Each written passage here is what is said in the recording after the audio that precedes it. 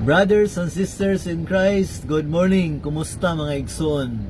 Karong buntaga, doon ako'y share sa inyo ha, nga siguro wala ninyo masayri about sa ako ang kaugalingon.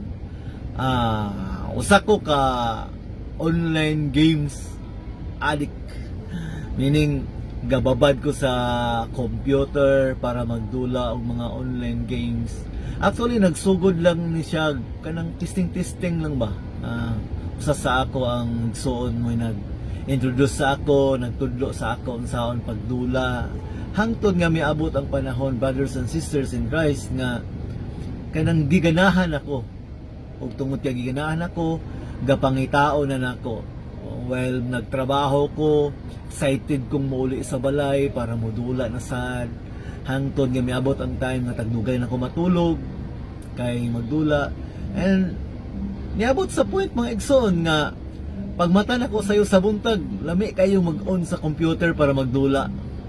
O dili lang ka na, brothers and sisters in Christ, akong na-notice nga nagkadugay na kong dula kanabang dili lang kipangitao nako kun dili na nako makontrol. Mura bag sa akong una dili gusto ko nga di sa ko magdula, pero ang akong gana lami jud kayo magdula. Brothers and sisters in Christ, sa laktod nga pagka-istorya, ako mo'y na-control nga tong dula. I met a lot of friends sa online games, samot nga murag ang akong kalibutan tuwa dito. And every time nga nakalingkod ko sa makatubang sa akong computer, para sa ako ato nga time mo, ito'y pinakaganahan ako nga time, brothers and sisters in Christ. O you know what, niabot sa point nga narabi tong bisan matulog ka kanang magpiyong ka sa imong mata, murag ka-imagine nimo ang imong dula. And naay mga amino na ko, doon ay mga higayon, mga igsoon nga naay mga time nga ga-worship, no, mag-worship ko sa Ginoo. Nag-lead ko worship, but brothers and sisters in Christ, dili na ako malikayan usahay mo tunga, no, mo tunga ang katong dula nako, mo insert sa akong munahula sa lakod nga pagkasulti ingon pa nila kinain ng sistema nganuman mga igsoon, because wala na ko'y pili, especially karon holiday ay lipay kay ko ana, no, buntag sayo alas 6 babad ko sa computer hantod mga gabi. Niabot ang time nga dili na ko gapamalong sa computer. Ako nang ginapasagdan nga gaon na sa computer. Murag naa na dito na sentro ang akong kinabuhi mga igsoon. Og ang pinakapagayod ka para sa ko pinakapangit kayo nga nahitabo sa akong kinabuhis. Bisan Biyernes Santo. Doon mga Biyernes Santo nga dili ko kasimba tungod kay tuwa ako gatubang sa computer. My dear friends, nga nung gi-share na ako ni, because dili na ni maayo di na gyud siya maayo. Nakita nako nga ang akong health dili na pud kanang ingana ka ko ang akong health, because every time nga maligo ko gapang luro na akong buhok, kulang sa tulog, ang akong unahuna kay naara dito sa dula, no, dito na sentro tanan, murag mao na to dito ang akong kalibutan.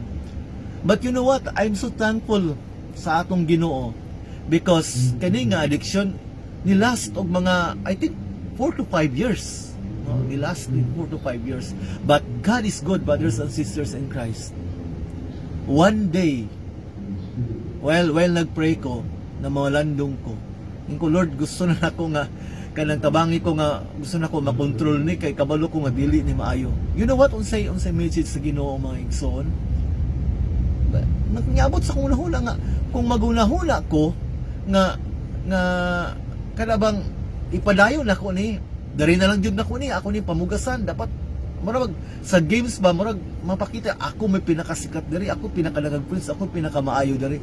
Nauna-huna na ako maigsoon, dili man ni mao ang purpose sa akong life, dili man ni ang reason nga nung gipakataho ko sa Ginoo sa kalibutan. Ala ko, Lord, mao ra ba ni ang akong purpose nga nung gipakataho ko nimo? Para ra ba kay magdulaay na lang ko sa tibuok na akong kinabuhi?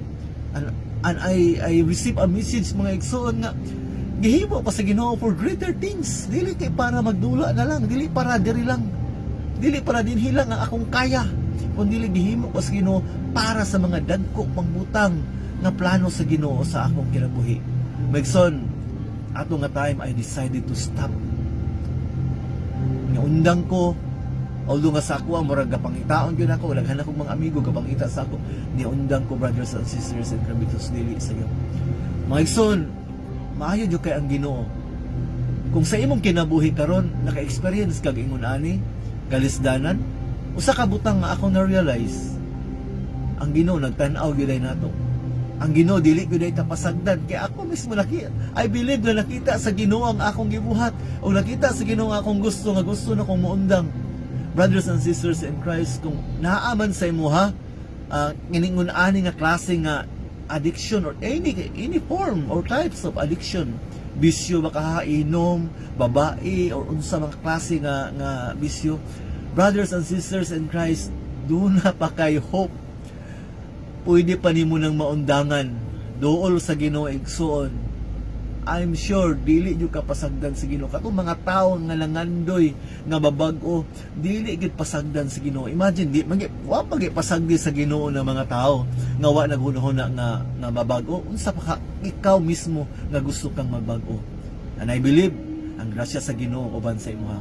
Maigsoon, I pray nga unta sa imuhang kinabuhi karon, kung unsa man ang imuhang sitwasyon, kung unsa man mong giagian karon, I pray nga unta nasinati ang tanimo ang presensya sa Ginoo sa imong kinabuhi. Nasinati ang tanimo nga naa si Lord, natanaw ang nabati niya ang imong sentimento, natanaw niya ang imong gusto, natanaw niya ang imong kinahanglan.